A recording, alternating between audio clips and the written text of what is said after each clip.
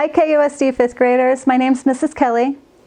Okay, today we're going to go ahead and look at determining a central idea and how it's conveyed through particular details. We're going to provide a summary of a text that is distinct from your personal opinions or judgments. So in order to do that, you do need to know the difference between a fact and an opinion. We have to look at the text and use the details from a text. So if I'm looking around and I say, wow, that character was awesome, I really liked her, that's just an opinion. It didn't come from the text and it doesn't belong in my writing. So highly proficient students, you can evaluate central ideas. That's really important to think about. You're evaluating them. You're not just trying to figure out what they are. You have to determine why the author used those key details to bring you to that central idea. We're going to do a comprehensive summary, okay, that is distinct from personal opinions and judgments. So when you determine the central idea, you have to read strategically. You need to use the text features, determine the text structure, and understand how the author develops and supports that central idea. So we did a lot of work. I'm just going to run through some expectations.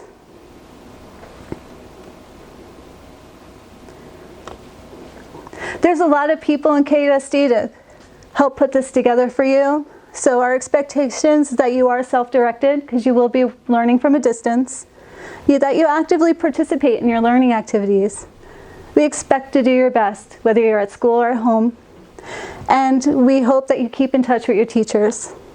Your learning is really important to us, so we hope you follow these procedures.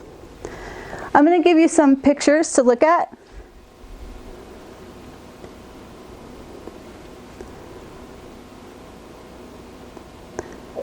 Try to get them all up there. When you look at these pictures, what are the pictures telling you?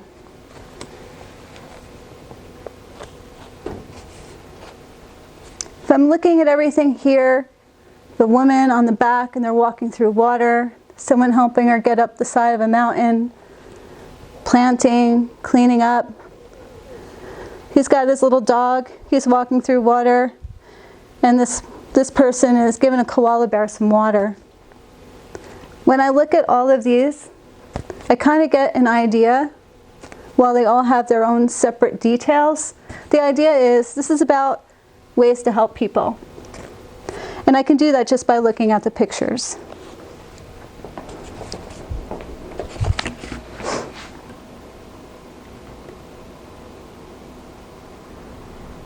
So I'm going to bring up a story here. This first one is for you. And I'm going to scroll down to the one towards the end. Michaela Triumphant. The story is from Scholastic. So if you are interested in reading more of their articles, you would have to go to Scholastic to look it up. But basically, my first stage is I need to preview what's going on. Okay? I see a girl, she's smiling. I see the word triumphant just right in the title. Okay, I see the word orphaned here. As I'm looking down and I'm scrolling through more of the pictures,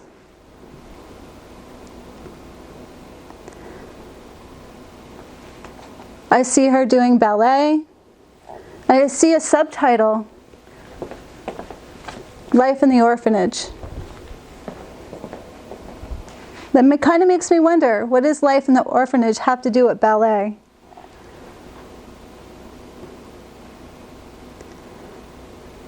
And then I look here. Okay, a new life. And I have her picture, more ballet, and her caption. She had this expression on her face that she said she wasn't going to take any nonsense. And it says here her adoptive mom, Elaine, said that. So as I'm looking through here, my first perception of the story is this girl, Michaela, in some way was triumphant. So she started from life in an orphanage and then a life beyond that, into somehow going into ballet. So I'm going to read through a little bit of the article. It was a windy day in Sierra Leone where 3-year-old Michaela was standing by the fence of the orphanage. Like so many other children in this war-torn country in West Africa, Michaela lost everything. Her father had been shot, her mother had died of starvation, and although the orphanage where she was living provided shelter, it didn't provide much love. A magazine blew against the fence. The cover showed a beautiful, smiling dancer in pointy shoes. Mesmerized, Michaela ripped off the cover and hid it under her clothes. That photograph became her most treasured possession. Then it goes on to life in the orphanage. So here, I know her mom died, her father died. She went into an orphanage and she didn't receive much love. So I'm thinking she's not very happy here. Life in the orphanage. Civil war ravaged Sierra Leone from 1991 to 2002. Tens of thousands of people died. The country is still plagued by violence today. One of those victims was Michaela's father, and her mother died as well. An uncle took Michaela to the orphanage, which offered little comfort. The aunties and uncles charged with caring for the children despised her. They called her devil child because she suffers from a rare skin condition called vitiligo. Now, she had an uncle bring her to an orphanage. They despised her. If I didn't know what the word despised was, in the next sentence it tells me they called her devil child. So they weren't very nice. That means they didn't like her very much. Okay? Which had caused white freckles on her neck and chest. They told her that no one would ever want her. Of the 27 children at the orphanage, Michaela was known as number 27, the least favorite. She received the smallest amount of food and the fewest pieces of clothing. She was forced to share a sleeping mat with another girl, Maya, who ultimately became her best friend. There's something positive, something changed right there. Michaela and the other children lived in fear. Their lives were surrounded by violence. The only teacher who ever showed Michaela kindness was murdered in front of her.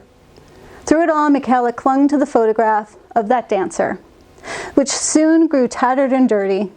She would later say that the photograph saved her from giving up. So that photograph, something, she had hope. Then it goes on to say a new life.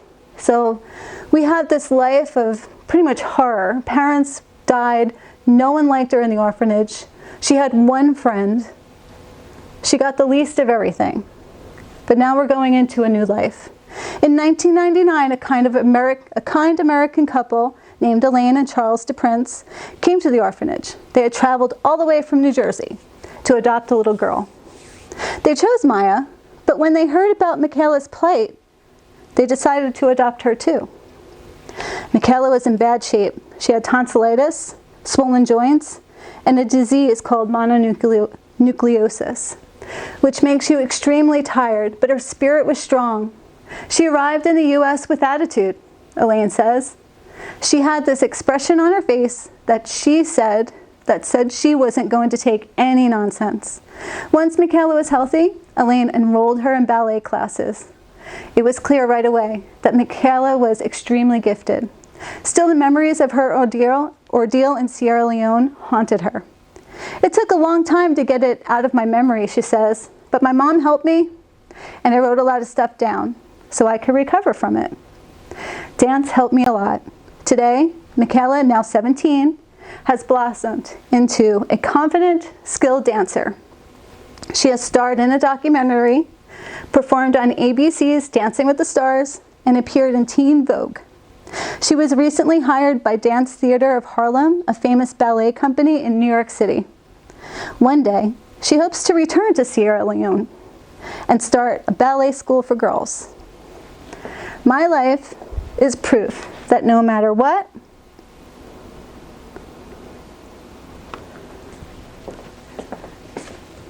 situation you're in, says Michaela, as long as you have a supportive family, you can achieve anything. So when I look at this,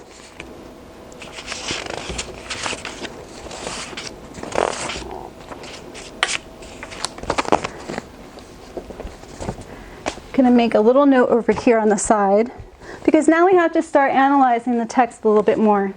And if we're really going to evaluate for the central idea, well, I need to determine the text structure. I knew she went from an old life, she went to a new life.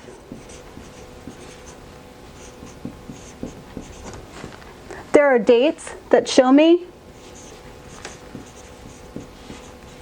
Okay? They talk about our past and up to the present. So it goes past to present all the way through. So when I look at this, I know that what is the author trying to tell me? The author is trying to tell me about our life in order. So it's sequential or chronological. That's the structure of the text. So once I know that, now I can really dig a little bit deeper, and now I can identify my topic sentence for my summary. So we had early life.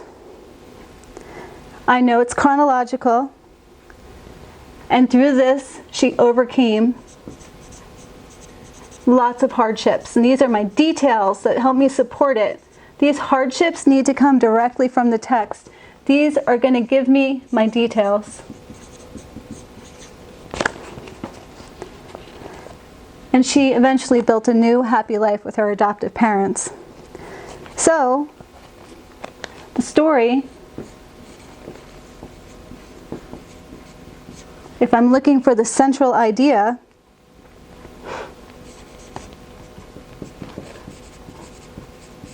Michaela, triumphant,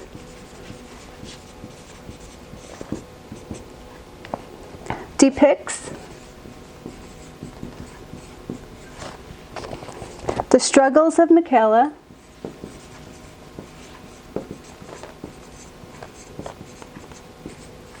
Michaela's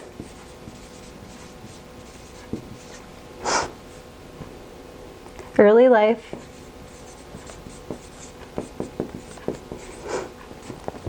and the happiness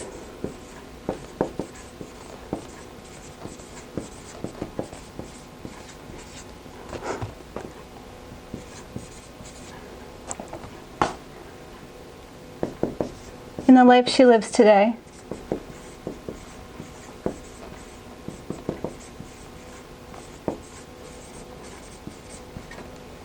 Okay, the story Michaela Triumphant depicts the struggles of Michaela's early life and the happiness she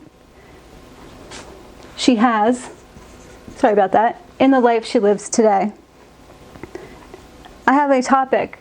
I know that this is chronological or sequential, and I need to, if I'm really going to evaluate the central idea, I need to know the text structure. That's super important. Now I can go back and look. I can do details. 2 or 3 should suffice because you're just doing a summary. You should put them in your own words. Her parents were killed.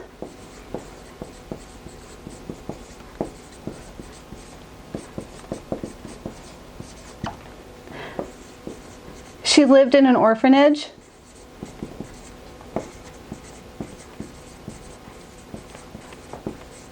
Until she was adopted. Let me move that down here.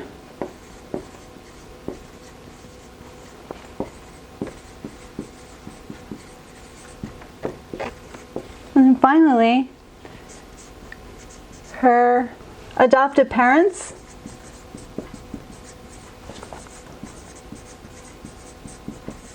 were supportive.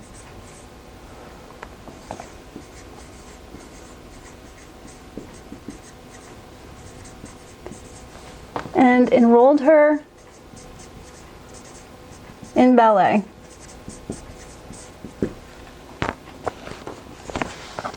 Now I just need to conclude. And her concluding sentence was, would be, in the end, she overcame her struggles. It's kind of just reiterating what you said in your title here. Okay? So when you summarize, notice that I didn't use my personal opinion. Everything I did came directly from evaluating the text. None of these are my opinion. None of these are my judgments. They are directly out of the text, these key details. And it gives me a good summary of the story itself. But you got to remember, central idea, look at key words, determine the text structure. Okay, I hope you guys have a great day.